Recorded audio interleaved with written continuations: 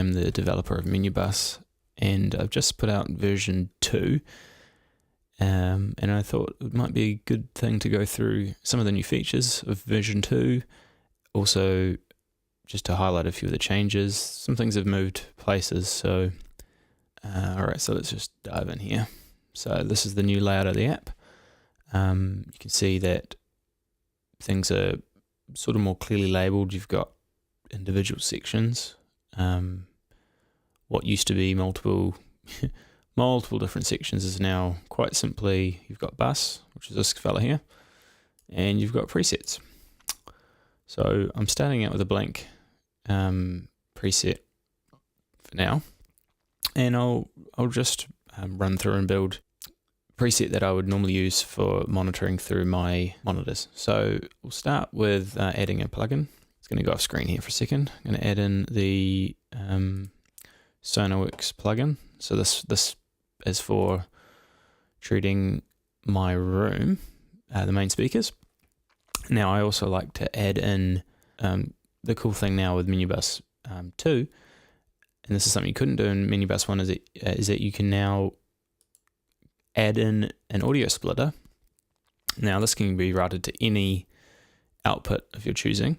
My subwoofer is on channels 3 and 4, and my subwoofer is actually on channel 3, so we'll just choose just that channel, and we can now position this pre-effects or post-effects.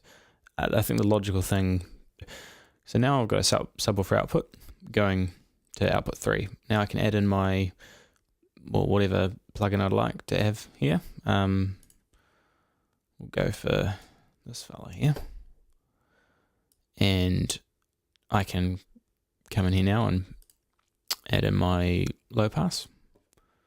So this is sort of about where I set it. You can choose any low pass you like. There's actually at the moment I've got 4,000 samples of delay compensation on the overall plugin chain. So in total, you could use maybe I don't know if you'd want to use a linear phase for a low pass, but but you could put a linear phase equalizer there and compensate for latency, which is pretty neat. I'm gonna do away with that now. Now, cool thing is I can right click here and rename it to subwoofer. Now that's nice and hidden away there, and again, that can be positioned anywhere we like. Another plugin I often use is stereo mono. Now I'm going to put this pre-effects, and you can do this 2 ways. Now I'm going to add a keyboard shortcut to control the stereo and mono. So you can either right click and go create shortcut, and I'll just do command 1. So now you can see hitting command 1 switches to stereo and mono.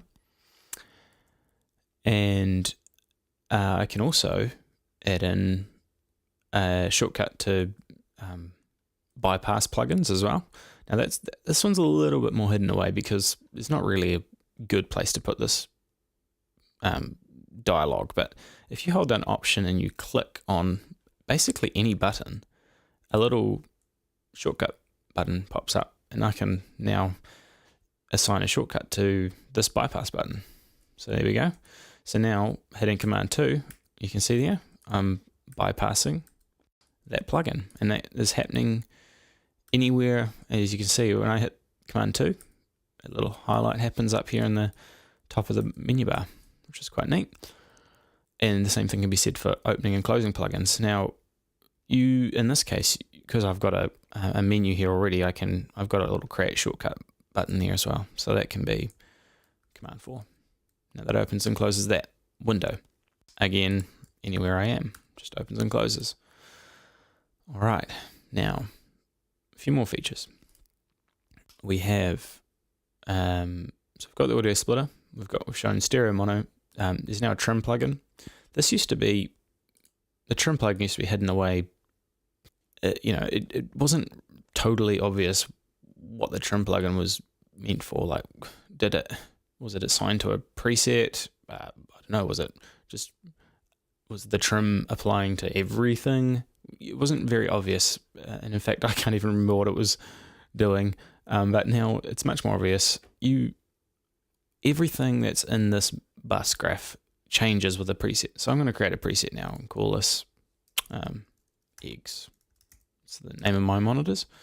So now I've got a preset here, and anytime this preset loads, anything that's happening in this bus section gets changed. So if I choose an output, built-in output, now that will always go to that output when I load this preset. For example, eggs 2. So now I've created a duplicate preset by hitting this plus button. And if I make this to go out 1 and 2, I can now switch between, see, these two outputs. So these outputs are changing. The cool thing is that my subwoofer output is still the same. I'm still going out 3, 3 there, right? And I'll change that back to built-in output. So you can see I'm going up built-in output. So I could be using my, I don't know, my laptop speakers, for example, while also using the output of my interface from my subwoofer. Another pretty cool feature about that. So this is kind of key here, is that that's the main point I want to drive home, is that anything that happens in this bus section here, anything that happens there that's what changes during a preset, including this little latency readout.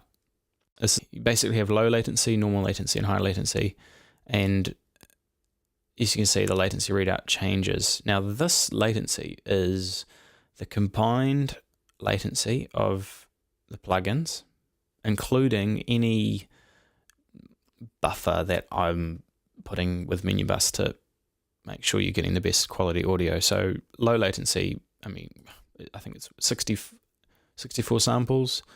Normal latencies is 512. High latency is 2048. And when the sample rate changes, which happens automatically now, there's no setting to change the sample rate.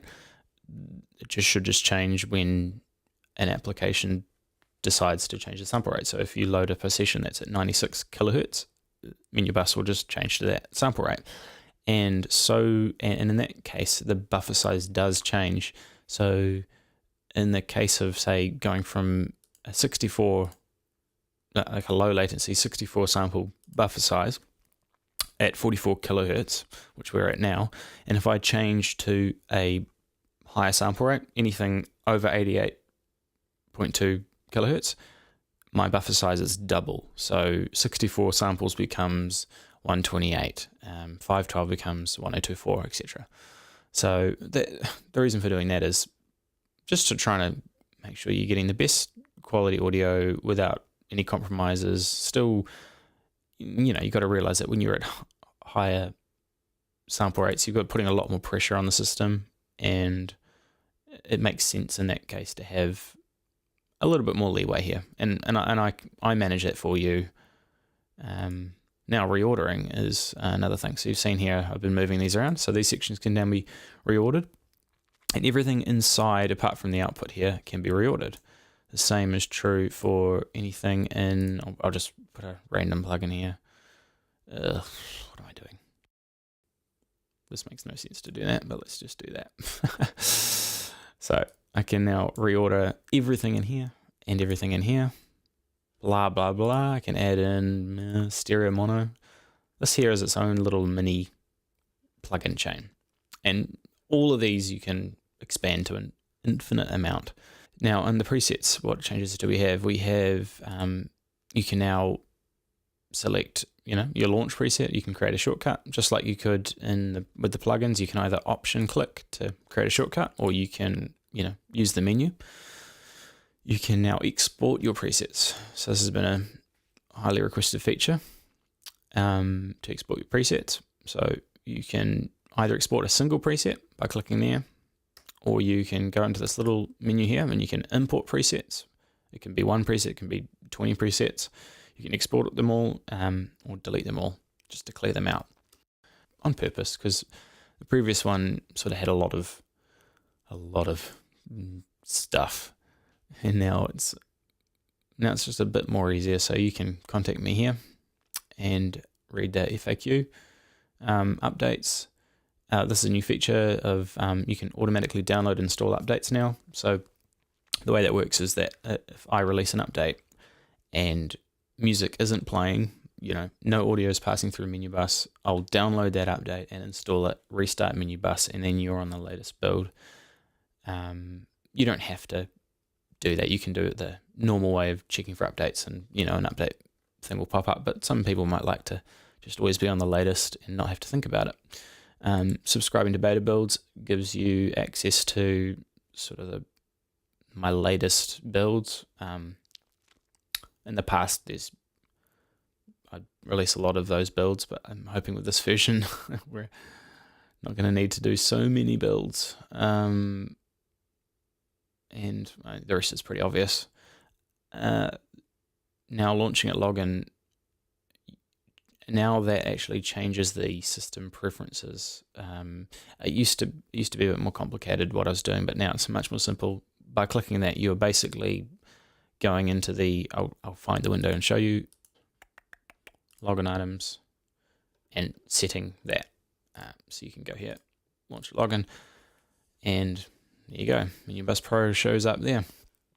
So that's much more reliable way of doing it. I don't know what I was trying to do before, but this is the way to do it. And I think that's about it, guys. I hope you enjoy. I forgot one more thing. Up here, if you option click, it's an animated icon now, and you can choose between showing sample rate, not showing sample rate. So I'm option clicking here, and this is a peak meter. So if you don't mind a colored icon, you can detect the peak signal. It only goes blue for nothing, green for running, and then red if there's any peak happening. Yeah, cool. Let's close that. Thanks for watching, guys.